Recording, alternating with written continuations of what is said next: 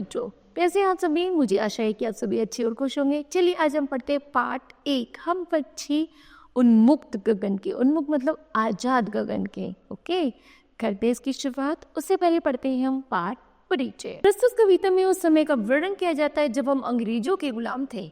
उन्होंने उस समय भारतीयों को पिंजरे के पंछी के समान बताया है। जिस तरह पंछी को पिंजरे में रखा जाता है, उसी तरह भारतीयों को पिंजरे में रखा गया था और भारत हमारा क्या था? गुलाम था। ठीक है, करते इसकी शुरुआत। उससे पहले आइए कुछ करके सीखें। क्या पशु पक्षियों को कैद करके रखना उचित है? तो आप अपने विचार यहाँ पर लिखिए। करते हैं कविता की शुरुआत। हम पंछी उन्मुक्त गगन के पिंजर बंद न गा पाएंगे, कनक तिल्लियों से टकराकर पुलकित पंख टूट जाएंगे। वो कह रहे हैं हम जो पंछी हैं, भारत कह रहे हैं हम जो पंछी हैं वो उन्मुक्त गगन में मीन आजाद आसमान में घूमने वाले हैं। हमें कोई भी पिंजरों में बंद नहीं कर सकता। यदि आप हमें पिंजरों में बंद करोगे तो हमारे पंख इतना फड़फड़ाएंगे कि वो तिल्लियों से टूट जाएंगे। ठीक है, हम बहता जल पीने वाले मर जाएंगे भूखे प्यासे, कहीं बली है कटुक निबोरी कनक कटोरी सी मैदा से। वो कह रहे हैं कि हम बहते हुए पानी का जल पीते हैं, किसी रुके हुए पानी का जल नहीं पीते। मर जाएंगे लेकिन कभी भी तुम्हारी गुलामियों का पानी नहीं पिएंगे।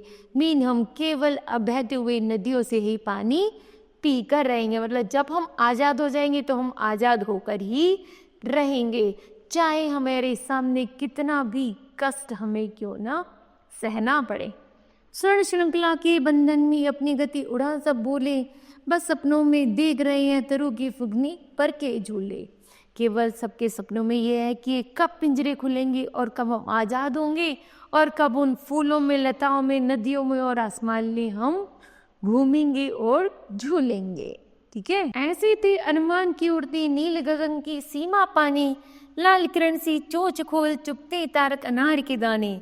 जैसे कि जब हम बिल्कुल आज़ाद थे तो हम पंछियों की तरह घूमते फिरते थे, किसी पेड़ से फल तोड़ लिए, किसी से कुछ तोड़ लिए। जैसे हमारे एक पंछी होता है वो अपनी चोंच से दाने चुपता रहता है और अपना आनंद भरता है, आनंद से घूमता है, उसी तरह हम भी थे जब हम इन गुलामों की बेड़ियों से परे थे और आज़ादी का जीवन जीते थे। होती सीमाहीन क्षितिज से इन पंखों की होड़ा होड़ी, या तो क्षितिज मिलन बन जाता या तंती सांसों की डोरी। या तो हमारी सांसों रुक जाए या फिर हमारा मिलन हो जाए या हमारा आसमान से मिलन हो जाए। अर्थात या तो हमें स्वतंत्र हो जाए हम इन आज़ादी इन बेड़ियों से, या फिर हमें खुला आसमान मिल जाए। तो हम चाहते हैं कि हम अपना जीवन समर्पित कर देंगे, लेकिन इन गुलामों की, अंग्रेजों की गुलाम नहीं बनेंगे। ठीक है, नीड़ न दो चाहे टहनी का आश्रय छिन भिन कर डालो, लेकिन पंख दिए हैं तो आकुल उड़ाने दिगने न डालो। वो कह रहे हैं चाहे तुम हमारा नीड़ ले लो, चाहे घर ले लो, चाहे हमारा सब कुछ ले लो, लेकिन हम इन किससे, गुलामों से, अंग्रेजों से गुलामी की दास्तां को हटाकर ही रहेंगे और इस खुले आसमान में उड़कर ही रहेंगे। नींद हम आज़ाद होकर ही रहेंगे।